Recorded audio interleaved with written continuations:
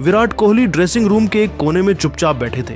दूसरे वनडे की हार ने जैसे उनके चेहरे से सारी थकान, चिंता और गुस्सा एक ही बार में बाहर ला दिया हो। कमरे के अंदर ऐसा तनाव था कि खिलाड़ी आपस में भी आधी आवाज में बात कर रहे थे। बाहर कैमरों की चमक थी, लेकिन अंदर माहौल एकदम भारी। तभी अचानक ड्रेसिंग रूम का दरवाजा जोर से खुला और अंदर आए रोहित शर्मा। रोहित ने एक शब्द भी नहीं कहा, बस अपनी फाइल मेज पर पटक दी।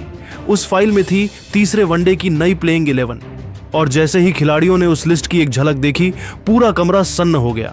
रोहित की आवाज इस बार पहले से कहीं ज्यादा कड़क थी। उन्होंने साफ कहा, अगर ये टीम जीतना चाहती है तो पुराने तरीकों से नहीं जीतेगी। बदलाव जरूरी है और बड़े बदलाव यहीं से शुरू होते हैं। यहीं से शुरू हुआ असली तूफान। बदलाव इतने भारी थे कि खुद गौतम गंभीर भी एक पल के लिए चौंक गए। बताया जा रहा है कि जैसे ही उन्होंने नई प्लेइंग 11 देखी, कैमरे में उनका रिएक्शन साफ कैद हुआ चेहरा उतर गया और आंखों में हल्की नमी भी दिखी। क्योंकि रोहित ने पहली बार सीधे कहा, टीम अब भावनाओं से नहीं चलेगी, सिर्फ परफॉर्मेंस और बैलेंस से। इस प्लान को देखकर एक्सपर्ट तक दंग रह गए। रोहित ने स्पष्ट कर दिया था कि भारत अब एक्सपेरिमेंट के लिए नहीं, सीरीज जीतने आया है। दबाव चाहे कितना भी बड़ा हो, वह पीछे हटने वाले नहीं। लेकिन दोस्तों, असली झटका तो वह बयान है जो रोहित शर्मा ने गौतम गंभीर को लेकर दिया, वही बयान जिसने पूरे क्रिकेट जगत में हलचल मचा दी। वह हम आपको आगे दिखाएंगे, लेकिन उससे पहले अगर आप भी रोहित शर्मा और विराट कोहली को महान बल्लेबाज मानते हैं तो इस वीडियो को लाइक जरूर कर दें। तो चलिए, आपका ज्यादा समय ना लेते हुए शुरू करते हैं आज का धमाकेदार वीडियो। दोस्तों, भारत और साउथ अफ्रीका दो चीर प्रतिद्वंदी टीमें हैं, लेकिन दोस्तों दूसरे वनडे मैच में गौतम गंभीर की तानाशाही ऐसी थी मैदान पर कि हर्षित राणा को खिलाना उन्होंने ज्यादा बेहतर समझा और प्रसिद्ध कृष्णा तो गौतम गंभीर के हैं ही फेवरेट। अब दोस्तों, यह तानाशाही रोहित शर्मा ने आखिरकार खत्म कर दी है। आप सभी ने बिल्कुल सही सुना। दूसरा वनडे मैच जब भारत 4 विकेट से हारा तो हर कोई गमगीन था, क्योंकि किसी को भी विश्वास नहीं हो रहा था। अगर हम 358 रन का स्कोर भी डिफेंड नहीं कर सकते तो इसका मतलब यही है कि हमारी गेंदबाजी दिन पे दिन और खराब होती जा रही है, और इसका मुख्य कारण है बस गौतम गंभीर। जी हाँ दोस्तों, गौतम गंभीर अपनी मर्जी से प्लेइंग 11 टीम चुन रहे थे और अब दूसरे वनडे के लिए भी उन्होंने ऐसी प्लेइंग 11 टीम चुनी कि भारत को सीधा हरवा दिया। मैच बाकी बल्लेबाजों ने तो अपना योगदान दिया था। दूसरे वनडे मैच में जहां ऋतुराज गायकवाड़ ने 105 रन बनाए तो विराट कोहली ने भी 102 रन की पारी खेली। लेकिन दोस्तों, जब यह दोनों खिलाड़ी अपना 100% देते हैं और गेंदबाज मैच को हरवा देते हैं तो सभी को काफी बुरा लगता है। इस बीच रोहित शर्मा ने अपनी कप्तानी से कोशिश भी की भारत को मैच जिताने की, लेकिन हर्षित राणा जैसे गेंदबाज इतने अनाड़ी हैं कि उनको रोहित की बात समझ ही नहीं आती। लेकिन दोस्तों, अब रोहित शर्मा ने तीसरे वनडे मैच के लिए प्लेइंग 11 टीम में ऐसे भयंकर बदलाव कर दिए हैं कि सुनकर अब गौतम गंभीर के भी कान सुन्न हो जाएंगे। जी हां दोस्तों, आपने बिल्कुल सही सुना। तीसरे वनडे से पहले ड्रेसिंग रूम का माहौल कुछ ऐसा बन गया कि गौतम गंभीर की रणनीति पर अब सीधे सवाल उठने लगे और रोहित शर्मा ने साफ संकेत दे दिया कि इस मैच में अब एक ही फैसला चलेगा टीम का, और टीम का मतलब है परफॉर्मेंस।